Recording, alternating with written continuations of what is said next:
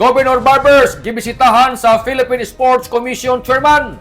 Dako nga garbo og kalipay ang among pagdawat sa Philippine Sports Commission Chairman nga si Patrick Pato si Gregorio, kaiban ang mga opisyalis ng Siargao Island Surfers Association konsisa sa nan Mayor Ricardo Lasco sa munisipyo ng Santa Monica sa ilang mainiton sa nan makapadasig na pagbisita sa ija opisina dito sa Siargao. Ini amoy tagluwatang pamahayag ni Provincial Governor Lyndon Barbers. Ang ila presensya nagpamatuod sa tinuod na gugma para sa kalambuan ng grassroots sports sa nan sa padadyo na pagpaligon sa Siargao isip surfing capital of the Philippines. Nalipay gayud si Governor Barbers.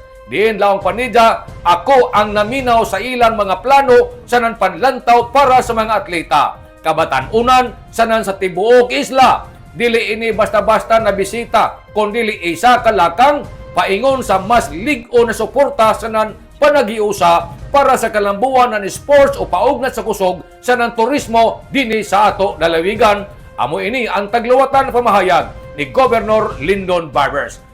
Nanukad, gikan sa Kapitolyo, ini si Marictioners Marcon Vlogs, Mario Conales Timurlan, mulaong salamat, maradaw na adlaw, natong tanan.